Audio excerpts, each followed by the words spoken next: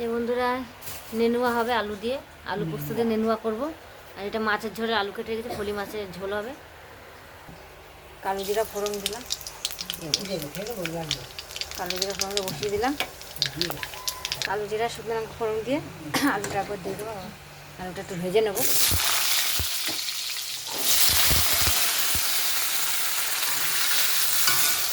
বন্ধুরা আলুগুলো ভাজা হয়ে গেছে, নেনুয়াগুলো দিয়ে দেবো।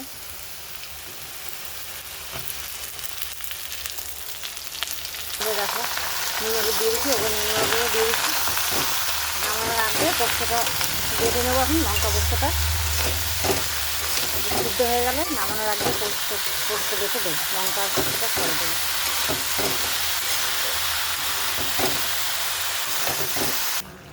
এই যে বন্ধুরা মশলা দিয়ে দিছি, আলু সব সিদ্ধ হয়ে গেছে। পোস্ত দিয়ে দিলাম, নামিয়ে দেবো, হয়ে গেছে।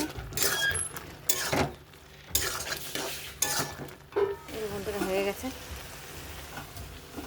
নেনুয়া হয়ে গেছে, নামিয়ে দেবো। আর মাছের ঝোলের জিরে ধনে ভেজে নিলাম, ফলি মাছের ঝোল হবে। আবার এই যে সজনে ডাঁটা দিয়ে পোস্ত দিয়ে হবে। নেনুয়া তো হয়ে গেছে, আবার এই যে ডাঁটা, সজনে ডাঁটা দিয়েও করবো। সজনের ডাঁটা কেটে রেখেছি। মিষ্টি খেয়ে এখন মিষ্টির শিরাটাও ছাড়ছে না। কি মানুষ দেখো বন্ধুরা। বন্ধুরা মাছ ভাজা, ফলি মাছ ভাজা বসিয়ে দিয়েছি, উল্টে দিলাম।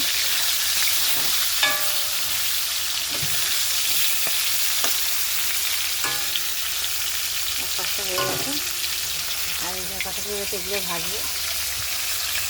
তারপরে যে নুন দিয়ে দিচ্ছি, হালকা ভাজা হয়ে গেছে। ডাটাগুলো দিয়ে দিচ্ছি, তারপরে নুন দিয়ে নেড়ে একটু মাথা মাথাকে জল দেবো, তাহলে ডাটাটা সিদ্ধ হবে। হয়ে গেলে পোস্ত দিয়ে দেবো।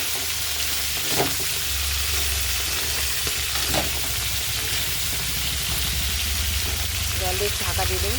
বন্ধুরা মাছ ভাজা হয়ে গেছে, মাছটা তুলে নেবো। ওটা জিরে তেজপাতা ফোড়ন দিয়ে দিলাম, আলুটা দিয়ে দেবো। আলুটা দিয়ে আলুটা ভেজে নেবো। সিদ্ধ হয়ে গেছে পোস্ত দিয়ে দিলাম। এবার সজনে ডাঁটা দিয়ে আলু দিয়ে পোস্ত দিয়ে দিলাম। আর একটু ফুটালেই হয়ে যাবে, হয়ে গেছে। ভাজা গেছে, মশলা দিয়ে দিলাম। মশলা হলুদ দিয়ে দিই, মশলাটা একটু কষানো হলে নিয়ে দিয়ে জল দিয়ে দেবো। বন্ধুরা ডাটা পোস্ত হয়ে গেছে।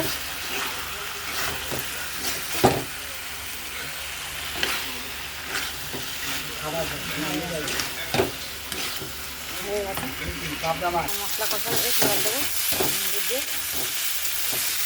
হয়ে যাবে। নুন দিয়ে দিচ্ছি, জল দিয়ে দেবো।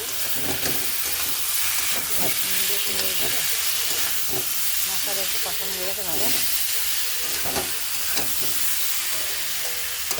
এটা লাল লাল হবে না, কাঁচা লঙ্কার তরকারি বন্ধুরা।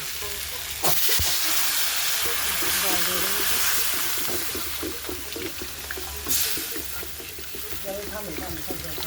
একবার জল দিয়ে এখন মাছ ফাছ দিয়ে একবারে বসিয়ে দিলাম। দিয়ে ঢাকা দিয়ে দিলে আলুটা সিদ্ধ হলেই হয়ে যাবে, ফুটে গেলে। মাছ ফাছ দিয়ে বসিয়ে দিলাম। বন্ধুরা মাছের ঝোল হয়ে গেছে।